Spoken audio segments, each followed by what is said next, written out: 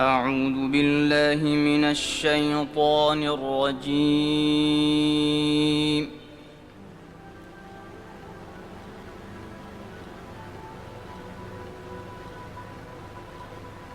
بسم الله الرحمن الرحيم.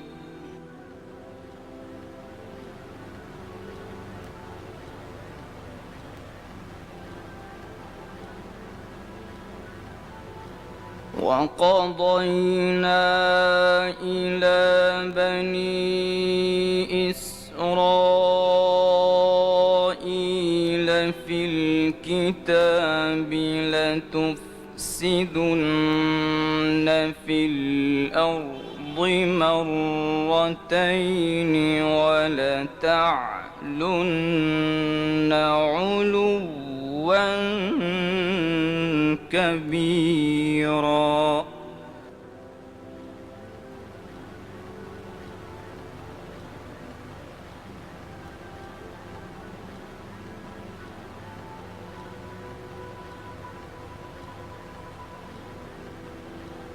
فإذا جاء وعد أولاهما بعثنا عليكم عبادا لنا أولي بأس شديد فجاسوا خلال الديار.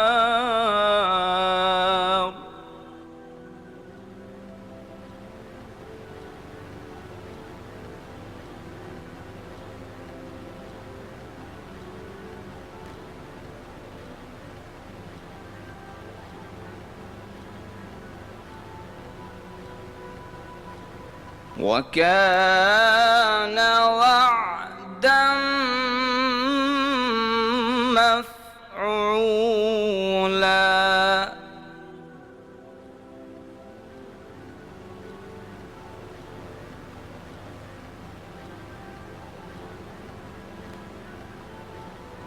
ثم رددنا لكم الكرة عليهم وأمددناكم بأموال وبنين وجعلناكم أكثر نفيرا.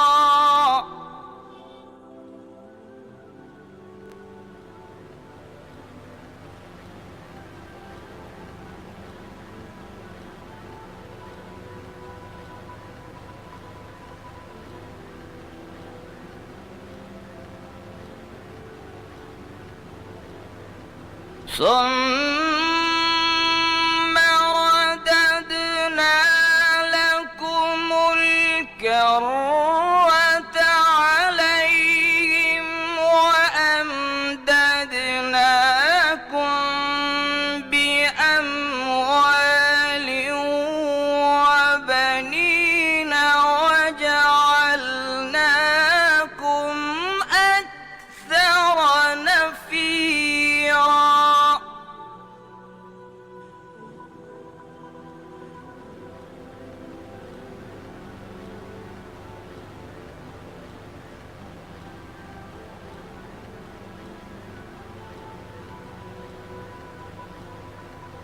إن أحسنتم أحسنتم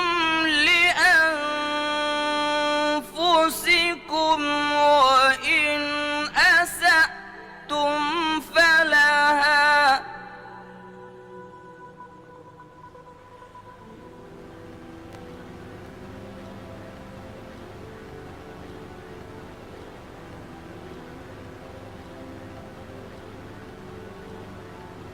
فإذا جاء وعد الآخرة ليسوءوا وجوهكم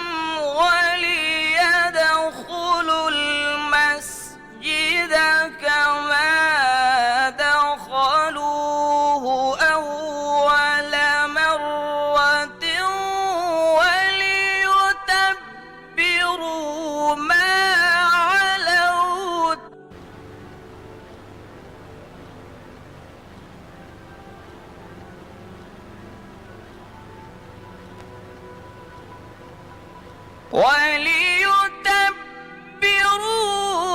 ما علوا تتبيرا.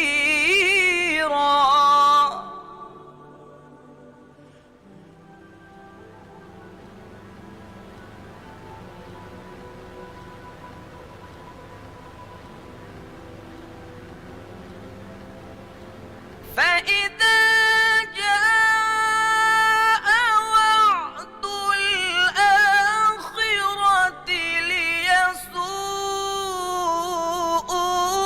وجوهكم وليدخلوا المسجد كما دخلوه أول مرة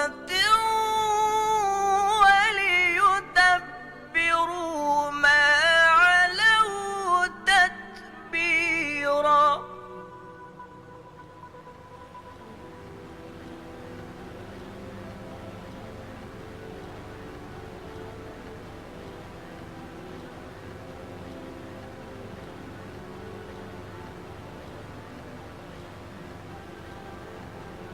فإذا جاء وعد الآخرة ليسوءوا وجوهكم وليدخلوا المسجد كما دخلوه أول مرة وليتبروا ما علوا تتبيرا.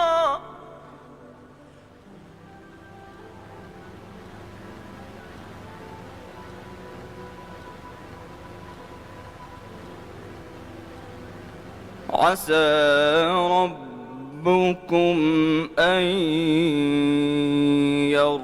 يرحمكم وإن عدتم عدنا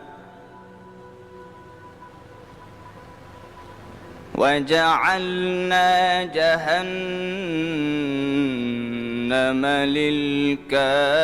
للكافرين حصيرا.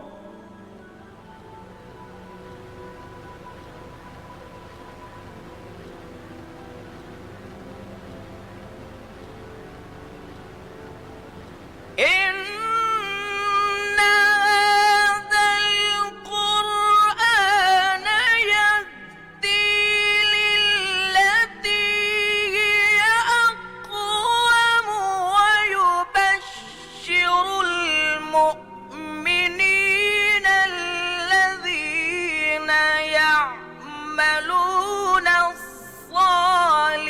الصالحات أن لهم أجرا كبيرا.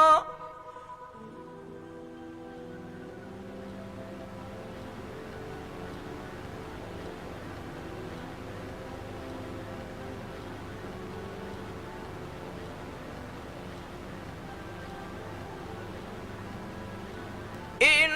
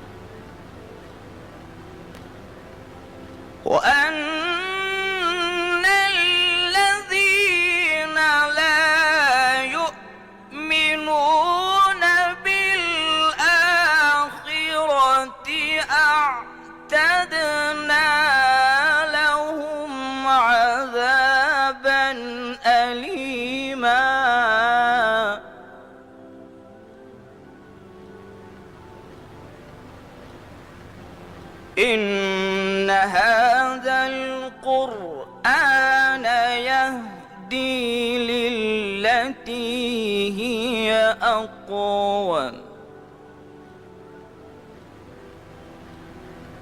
ويبشر المؤمنين الذين يعملون الصالحات أن لهم أجرا كبيرا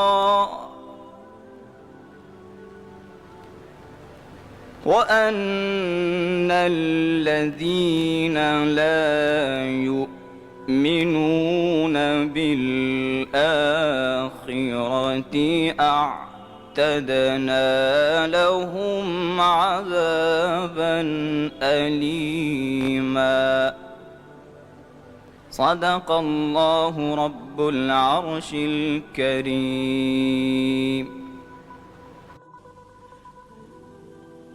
ورنہ اکثر کیا ہوتا ہے کہ ہمارے اسلاف نے، بزرگوں نے اپنے دور کے شرک کو سمجھ کر، پہچان کر اس کے خلاف جو فتوے دیے، جو مذمت کی، بعد میں آنے والے ان سے تو اجتناب کرتے ہیں، لیکن جو خود ان کے دور کا شرک ہوتا ہے اس کی پہچان ہی انہیں نہیں ہوتی، لہذا اپنے تئیں انتہائی موحد سمجھنے کے باوجود وہ شرک میں مبتلا ہوتے ہیں، اس لیے کہ انہیں اس شرک کا احساس ہی نہیں، ادراک ہی نہیں، شعور ہی حاصل نہیں۔ چنانچہ اس کے لیے وہ نظر چاہیے جس کو شاعر نے کہا ہے، بہر رنگے کے خواہی جامہ بھی پوش، نن اندازے قدت رامی شناسم۔ تم جس رنگ کا، جس وضاقتہ کا لباس چاہو پہن لو، میں تمہیں تمہارے قد سے پہچان لوں گا۔ تو قد سے پہچان لینا یہ ضروری ہے شرک کے معاملے میں، کہ آدمی یہ سمجھے کہ ہمارے دور کا اصل شرک کیا ہے، ورنہ وہی ہوگا جو میں عرض کر چکا ہوں کہ وہ گزشتہ ادوار میں علماء نے شرک کی جن قسموں اور صورتوں کی نفی کی، تردید کی، ان سے تو بچ رہے ہیں، لیکن اپنے دور کے شرک میں کھلم کھلا ملوث ہے۔ اب میں آ رہا ہوں، میں نے جو تقسیم کی ہے شرک کے اقسام کو سمجھانے کے لیے وہ ذرا مختلف ہے۔ وہ شرک فی العقیدہ اور شرک فی العمل وہ بھی اس میں آ جائیں گے، شرک جلی اور شرک خفی بھی اس میں آ جائیں گے، لیکن میرا بیان جو ہے وہ شرک کی 3 قسموں پر مشتمل ہوگا۔ شرک فی الذات، اللہ کی ذات میں کسی کو شریک کر دینا، یہ بدترین شرک ہے، عریاں ترین شرک ہے، اور اس شرک پر اللہ کا غضب بہت بھڑکتا ہے۔ دوسرا شرک ہے شرک فی الصفات، یہ ذرا ٹیڑھا معاملہ ہے کہ صفات کے لیے ہماری زبان میں جو الفاظ ہیں وہ محدود ہیں، وہی الفاظ اللہ کے لیے بھی مستعمل ہیں اور مخلوقات کے لیے بھی۔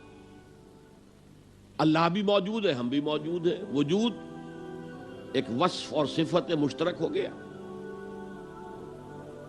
اللہ بھی علیم ہے، انسانوں میں عالم بھی ہوتے ہیں، علامہ بھی ہوتے ہیں، علم جو ہے ایک قدر مشترک ہو گیا۔ اللہ قدیر ہے تو انسانوں کو بھی کچھ نہ کچھ قدرت تو ہر ایک کو اس نے دی ہوئی ہے، وہ بھی ایک قدر مشترک ہو گئی، وصف مشترک ہو گیا۔ اللہ زندہ ہے، ہم بھی زندہ ہیں، یہ بھی ایک قدر مشترک ہے۔ اللہ دیکھتا ہے، ہم بھی دیکھتے ہیں، اللہ سنتا ہے، ہم بھی سنتے ہیں، اللہ ارادہ کرتا ہے، ہم بھی ارادہ کرتے ہیں، اللہ کلام کرتا ہے، ہم بھی کلام کرتے ہیں۔ یہ جو اشتراک لفظی ہے اس کی وجہ سے بہت بڑے مغالطے واقع ہو جاتے ہیں۔ تیسرا شرک ہے شرک فی الحقوق، جو حق صرف اللہ کا ہے اس میں کسی اور کو شامل کر دینا۔ یہ اصل میں شرک عملی کی مختلف صورتیں ہوں گی کہ جو اس تیسرے عنوان کے تحت ہمارے ہاں زیر بحث آئیں گی۔ اب آئیے ہم ترتیب کے ساتھ چلتے ہیں۔ شرک فی الذات، یہ دو قسم کے مذاہب میں دو مختلف صورتوں میں ظاہر ہوا۔ عجیب بات ہے، آئرنی آف فیٹ جسے کہا جاتا ہے انگریزی میں، بڑی ستم ظرفی کی بات ہے کہ اس کی بدترین شکل ان قوموں میں پیدا ہوئی جو انبیاء اور رسول کے ماننے والے تھے۔ حضرت ابراہیم کے نسل کے لوگ جو عرب میں آباد تھے، حضرت اسماعیل کی نسل کے لوگ،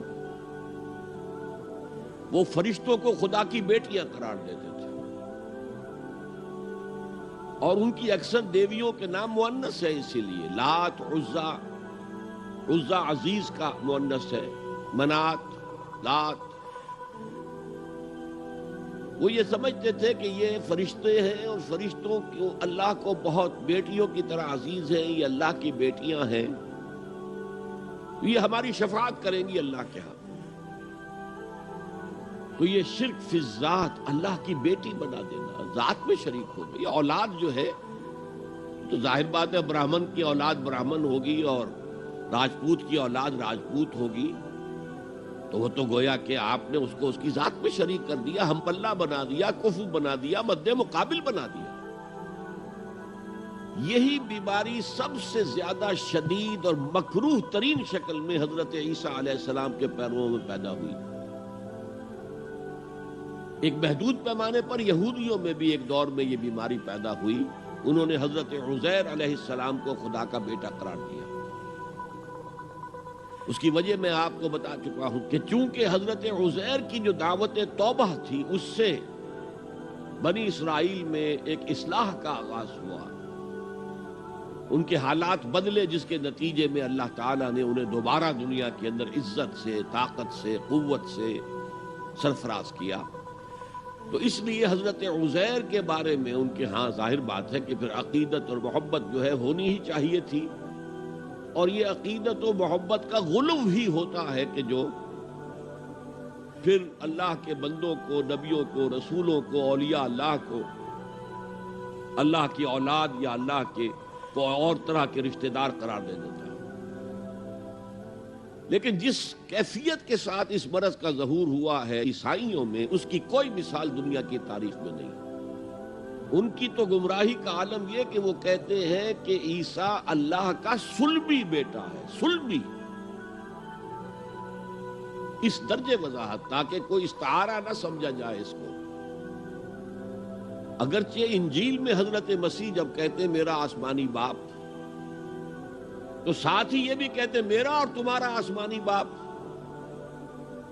تو یا تو مانو کہ پھر سب اللہ کے بیٹے ہیں۔ یہ باپ استعارے کے طور پر استعمال کیا گیا، جس سے والد پالتا ہے، پوستا ہے، اسی طرح اللہ تعالیٰ اپنی اولاد فرمایا ہے۔ حدیث میں آیا ہے الخلق عیال اللہ، تمام مخلوقات جو ہیں اللہ کے کنبے کے مانند ہیں، اللہ ان کا پالنے والا، پوسنے والا ہے۔ اس معنی میں میرا آسمانی باپ، میرا اور تمہارا آسمانی باپ۔ لیکن انہوں نے جو عقیدہ پھر بنایا، صلبی بیٹا ہے اللہ کا، یہ انتہا درجے کی اللہ تعالیٰ کی شان میں گستاخی ہے۔ میں نے عرض کیا تھا قرآن مجید میں جتنا غضب اللہ کا، جتنا غصہ اس پر آتا ہے اور کسی طرح کے شرک میں نہیں آتا۔ سورہ مریم میں فرمایا وَقَالُوا اتَّخَذَ الرَّحْمَنُ وَلَدًا لَقَدْ جِئْتُمْ شَيْئًا إِدًّا تَكَادُ السَّمَاوَاتُ يَتَفَطَّرْنَ مِنْهُ وَتَنشَقُّ الْأَرْضُ وَتَخِرُّ الْجِبَالُ هَدًّا أَن دَعَوْا لِلرَّحْمَنِ وَلَدًا وَمَا يَنبَغِي لِلرَّحْمَنِ أَن يَتَّخِذَ وَلَدًا۔ اگر اس کے لہجے کو آپ سمجھ سکیں، اس میں جو غضب مضمر ہے، چھپا ہوا ہے، اسے پہچان سکیں، کلام کی اگر شناخت ہو۔ وَقَالُوا اتَّخَذَ الرَّحْمَنُ وَلَدًا، انہوں نے کہا رحمان نے کسی کو بیٹا بنایا۔ لَقَدْ جِئْتُمْ شَيْئًا إِدًّا، تم ایک بہت ہی خطرناک، خوفناک، بہت ہی گستاخی والی بات لے کر آئے، اور وہ کتنی بڑی گستاخی ہے اللہ کی جناب میں۔ تَكَادُ السَّمَاوَاتُ يَتَفَطَّرْنَ مِنْهُ، اس گستاخی کی وجہ سے آسمان پھٹ پڑنے کو ہے، وتنشق الارض، اور زمین شق ہو جانے کو ہے، وتخر الجبال ہدا، اور پہاڑ جو ہے وہ دھماکے کے ساتھ گر جانے کو ہے، ان دعوا للرحمن ولدا، کہ ان بدبختوں نے اللہ کے لیے، رحمان کے لیے کسی کو بیٹا بنایا۔ وما ينبغي للرحمن ان يتخذ ولدا، اور اللہ کی شان کے شایان ہی نہیں ہے، رحمان کی شان کے شایان ہی نہیں ہے کہ وہ کسی کو اولاد بنائے۔ یہ بڑا باریک نکتہ ہے۔ اولاد کی ضرورت تمہیں ہوتی ہے، خواہش تمہیں ہوتی ہے، تمہیں معلوم ہے کہ ہم فانی ہیں، موت آئے گی تو ہمارا تو وجود ختم ہو جائے گا۔ اب اولاد کے ذریعے سے ہمارا ایک مانوی تسلسل برقرار رہے گا، ہمارا نام دنیا میں چلے گا، تو یہ تمہاری ضرورت ہے، رحمان کے شایان شان نہیں۔ وہ تو اس کی شان یہ ہے حی لا یموت ابدا ابدا، کبھی بھی اس کے اوپر موت طاری ہونے والی نہیں ہے، وہ الحی، لہذا اسے کوئی احتیاج ہی نہیں۔ لا ينبغي للرحمن ان يتخذ ولدا، تو یہ شرک کی بدترین صورت ہے۔ اور جیسا کہ میں نے عرض کیا، جو ستم ظریفی والی بات ہے وہ یہ ہے کہ یہ حضرت ابراہیم کے پیروکاروں کے اندر وہ دعویٰ تو یہی کرتے تھے، ہم دین حنیفی پر ہیں، ابراہیم کے دین پر ہیں، اور پھر ایک محدود درجے میں یہودیوں کے ہاں، حضرت موسیٰ کی امت میں، اور شدید ترین اور مکروہ ترین صورت میں عیسائیوں کے ہاں، جنہوں نے حضرت عیسیٰ کو خدا کا بیٹا بنا دیا۔ یہ شکل ظاہر ہوئی۔ اب ایک قسم کے مذاہب ہیں فلسفیانہ مذاہب، اس لیے کہ انسان نے جب سے ہوش اور شعور کی آنکھ کھولی ہے، اس نے جہاں تو ایک طرف قدم بقدم علم سیکھا ہے، علم الاشیاء، اس کی تفصیل میں نہیں جاؤں گا، ایک ایکوائرڈ نالج ہے جو انسان حاصل کرتا ہے اپنے ذریعے سے۔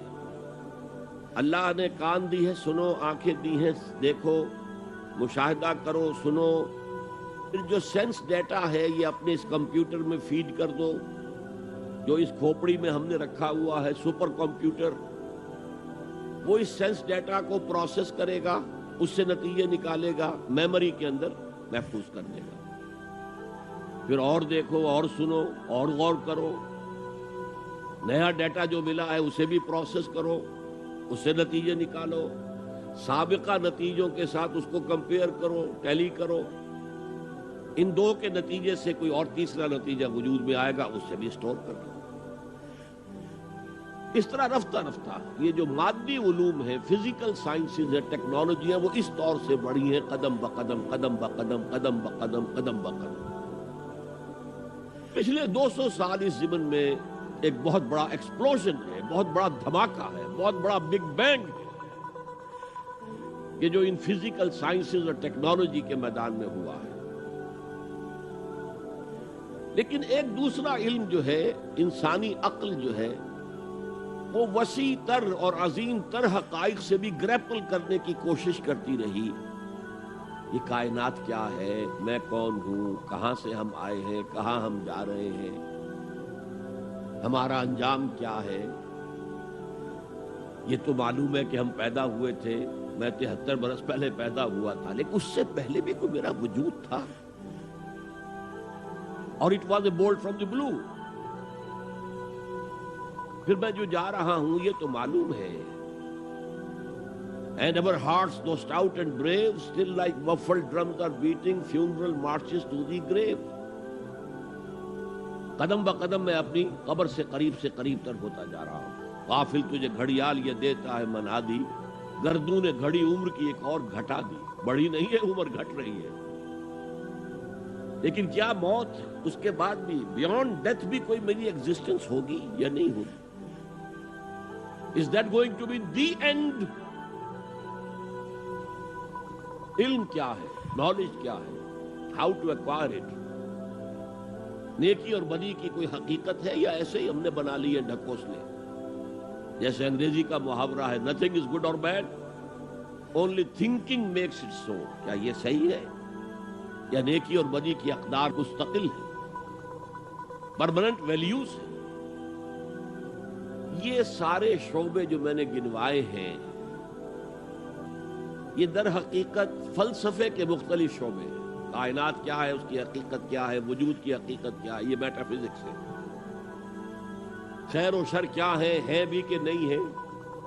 اگر خیر خیر ہے تو اس پر آمادہ کرنے والی کون سی طاقت ہوگی اگرچہ اس میں نقصان ہو رہا ہو، اور شر اگر شر ہے تو اس سے روکنے والی کون سی طاقت ہوگی اگرچہ بظاہر اس سے فائدہ ہو رہا ہو، جھوٹ بولنے سے فائدہ ہو رہا ہے تو کون سی چیز روکے گی اسے جھوٹ بولنے سے؟ یہ ایتھکس کا مضامین ہے، یہ علم الاخلاقیات.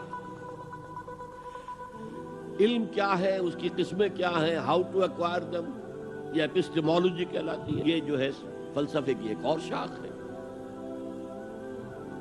تو یہ ساری چیزیں جو ہے یہ بھی انسان جو ہے کوشش کرتا رہا، گریپل کرتا رہا ان کے ساتھ کہ اس عقدے کو کسی طریقے سے کھولا جائے.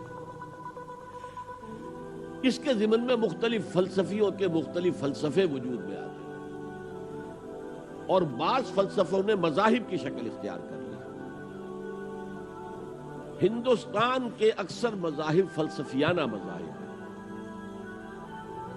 اور فلسفے کے اعتبار سے جو یونان کو مقام حاصل ہے وہی مقام بلکہ اس سے اونچا مقام ہندوستان کو حاصل ہے. 6 درشن، 6 different schools of thought in philosophy existed in India. اس میں الحاد مطلق بھی ہے اور اس میں توحید مطلق بھی ہے. دونوں چیزوں کی میں نے انتہا آپ کو بتا دی. تو یہ فلسفیانہ مذاہب نے جب اس مسئلے کو سوچا کہ ایک کریٹر تو ہے، سمجھ میں آ گیا، اس نے یہ کائنات کیسے کریٹ کی. ایک بڑھئی جو ہے وہ میز بناتا ہے تو اسے لکڑی چاہیے، لکڑی کے بغیر تو نہیں بنا سکتا. تو خدا کو بھی میٹر درکار تھا، میٹر کے بغیر تو وہ کائنات نہیں بنا سکتا تھا. تو خدا بھی ہمیشہ سے ہے، میٹر بھی ہمیشہ سے ہے، قدیم. یہ سنویت ہے. ایک اور فلسفہ